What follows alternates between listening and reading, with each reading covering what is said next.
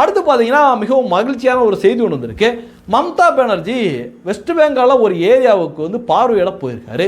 அங்கே மம்தா பானர்ஜி போன உடனே அந்த மக்கள், ஏன்னா கிட்டத்தட்ட ஒரு 15 வருஷம் அந்த மக்களை கொடுமைப்படுத்தி சிறுபான்மை தாஜா பண்ணி மம்தா பானர்ஜி பயங்கர அராஜகத்தை பண்ணிட்டு இருந்திருக்கு.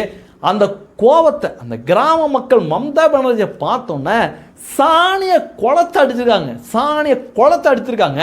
நல்ல வேலை இந்த காரோட கிளாஸ் எல்லாம் ஏற்றி இருந்ததுனால மம்தா பானர்ஜியோட முகத்தில் படலை. அந்த அளவுக்கு கொடூரமான ஆட்சியை மம்தா பானர்ஜி நடத்தியிருக்கு. எவ்வளோ ஹிந்துக்கள் அங்கே வந்து கொத்து கொத்தாக மடிஞ்சு போனாங்க.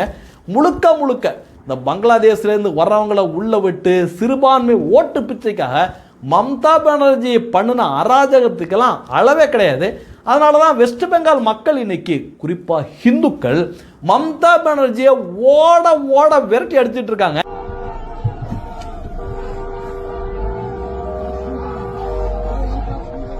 আমাদেরকে ঠিক জায়গায় নিয়ে যাচ্ছে। লোকেশনটা দেখতে পাচ্ছিস? তুই লোকেশনটা দেখতে পাচ্ছিস?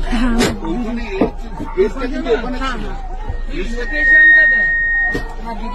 ভিডিওটা তো লোকেশনটা তো তুই পাঠিয়েছিস। ওই যে গাড়ি আছে তো দেখো। ওকে দিয়ে আর রেখে দিয়েছি। বলো।